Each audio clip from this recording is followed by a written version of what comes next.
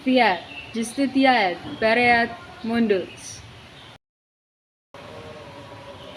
Bismillahirrohmanirrohim. Assalamualaikum warahmatullahi wabarakatuh. Salam sejahtera bagi kita semua. Om Swastiastu, Namo Buddhaya, salam kebajikan. Perkenalkan, saya pemateri pertama, Putri Zafira Aziza, yang akan dilanjutkan oleh rekan saya, pemateri kedua, Muhammad Rizky Kurniawan, dan dilanjutkan oleh pemateri ketiga, Muhanis Ferdinand. Kami dari Kontra menolak penerapan hukuman kebiri kimia terhadap pelaku kekerasan seksual. Mengapa? Karena kebiri kimia bukan hanya melanggar hak asasi manusia, tetapi juga tidak menyentuh akar masalah kejahatan seksual, serta menimbulkan dampak medis, psikologis, dan sosial yang lebih buruk. Pertama, mari kita lihat dari perspektif konstitusi. Disebutkan pada Undang-Undang Dasar 1945, Pasal 28G ayat 1 menyebutkan, setiap orang berhak atas perlindungan diri pribadi, keluarga, kehormatan, martabat dan harta benda yang berada di bawah kekuasaannya, serta berhak atas rasa aman. Kalau kita terapkan kebiri kimia, apakah pelaku masih dapat perlindungan atas martabat dan tubuhnya? Jelas tidak.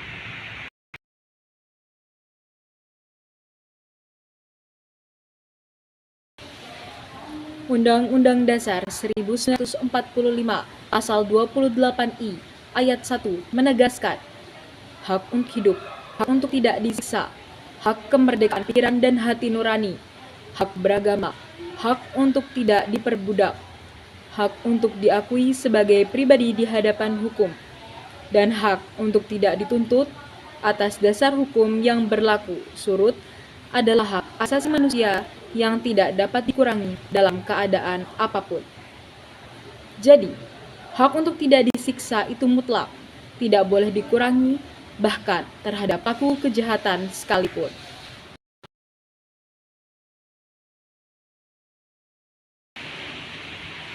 Kedua, mari kita lihat dari perspektif Pancasila.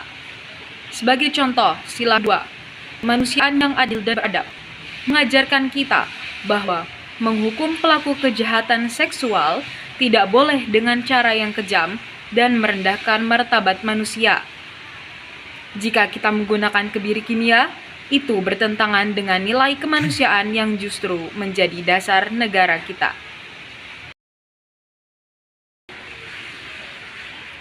Ketiga, mari kita bandingkan dengan kasus nyata yang terjadi di Indonesia. Sebagai contoh, pada tahun 2016, kasus pemerkosaan dan pembunuhan Yuyun di Bengkulu menjadi pemicu munculnya Per-PPU nomor 1 tahun 2016 yang memasukkan opsi kebiri kimia. Tapi, sampai hari ini, penerapannya penuh kontroversi.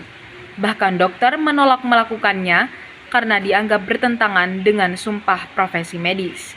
Artinya, secara praktik pun hukuman ini sulit untuk diterapkan. Selanjutnya akan dilanjutkan oleh pemateri kedua kepada Saudara Rizky. Dipersilakan.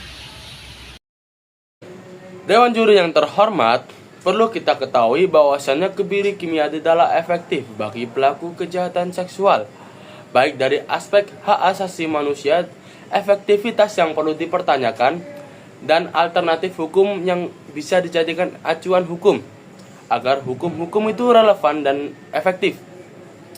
Dari aspek hak asasi manusia, kebiri kimia adalah bentuk intervensi medis paksa yang masuk dalam kategori penyiksaan. Sedangkan di Indonesia sendiri, UU nomor 39 tahun 1999 tentang hak asasi manusia, pasal 33 ayat 1 sudah jelas menyatakan bahwa setiap orang berhak untuk bebas dari penyiksaan, penghukuman, dan perbuatan yang kejam, tidak manusiawi, merendahkan derajat dan martabat manusia itu sendiri. Indonesia juga telah meratifikasi konvensi menentang penyiksaan, melalui Undang-Undang Nomor 5 Tahun 1998. Jadi, secara hukum internasional pun, kebiri kimia adalah perbuatan yang sudah jelas-jelas dilarang. Efektivitas yang dipertanyakan. Data internasional menunjukkan hukuman kebiri kimia tidaklah efektif untuk menurunkan angka kejahatan seksual. Contoh pada Polandia dan Rusia. Angka kekerasan seksual tetap tinggi meskipun kebiri kimia telah diterapkan. Dan di Korea Selatan sendiri, pelaku yang sudah dikebiri masih bisa melakukan kejahatan seksual. Karena faktor utamanya bukan pada faktor biologis, melainkan pada faktor psikologis dan ruang lingkupnya. Menurut laporan American Civil Liberties Union pada tahun 2020 menyatakan pelaku kekerasan seksual mengulangi kejahatan karena trauma pada masa lalu, masalah mental ataupun penyalahgunaan kekuasaan. Bukan sekedar faktor libido atau faktor keinginan. Jadi mengurangi hormon seksual tidak otomatis menghilangkan niat jahatnya, tetapi malah memperparah psikologis terkait dengan pelaku pelanggarannya. Alternatif yang bisa kita berikan agar lebih efektif, kita punya cara lain yang lebih manusiawi, yaitu rehabilitasi psikologis. UU nomor 35 tahun 2014 tentang perlindungan anak juga menekankan pada pemulihan korban dan rehabilitasi pelaku. Jadi sebenarnya jalannya sudah ada, tinggal kita memperkuat perlakuannya atau penerapannya. Nah, kalau kita fokus pada pendidikan, rehabilitasi dan hukuman penjara yang setimpal, itu jauh lebih efektif daripada kebiri kimia yang justru bisa melanggar hak asasi manusia dan tidak terbukti menurunkan angka kejahatan seksual. Sekian dari saya, terima kasih. Assalamualaikum warahmatullahi wabarakatuh. Salam sejahtera bagi kita semua. Salam Om Swastiastu, Namo Buddhaya, dan salam kebajikan. Dewan Juri yang terhormat, perkenalkan saya Muhammad Ferdinand selaku pembicara ketiga dan akan melanjutkan argumentasi dari pembicara pertama dan pembicara kedua. Dewan Juri yang terhormat, hingga sekarang penerapan kebiri kimia ini masih penuh perdebatan. Dokter-dokter menolak untuk melakukannya karena ini bertentangan dengan sumpah profesi medis. Para aparat juga bingung siapa yang harus mengeksekusi, apakah itu polisi, jaksa, atau dokter. Ketidakjelasan prosedur ini menunjukkan bahwa kebiri kimia tidak memberikan kepastian hukum. Padahal konstitusi kita sudah menegaskan dalam Undang-Undang 1945 pasal 28D ayat 1 bahwa setiap orang berhak atas pengakuan, jaminan, perlindungan, dan kepastian hukum. Jika mekanisme pelaksanaan saja tidak jelas, bagaimana hukum ini dianggap adil? Selain itu, Indonesia sudah menandatangani perjanjian internasional, salah satunya ICCPR atau International Covenant on Civil and Political Rights. Lewat Undang-Undang Nomor 12 Tahun 2005, di sana ditegaskan tidak seorang pun boleh dikenakan penyiksaan atau perlakuan yang merendahkan martabat. Dengan kata lain, secara nasional maupun internasional dasar hukumnya memang tidak kuat. Jika kita bicara medis, kebiri kimia bukan sekadar mengurangi hormon, efeknya serius dan panjang. Menurut Journal of Law, Medicine and Ethics 2008, kebiri kimia bisa memicu salah satunya ada yang pertama, osteoporosis atau tulang rapuh di usia muda. Yang kedua, penyakit jantung dan pembuluh darah. Dan yang ketiga, depresi mendalam, bahkan resiko bunuh diri. Dan yang terakhir, gangguan fungsi organ tubuh permanen.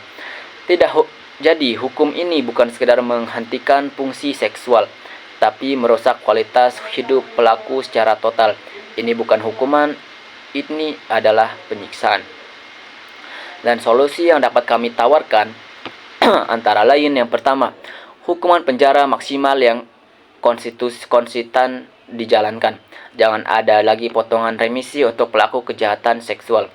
Dan yang kedua, rehabilitas psikologi dan sosial bagi pelaku.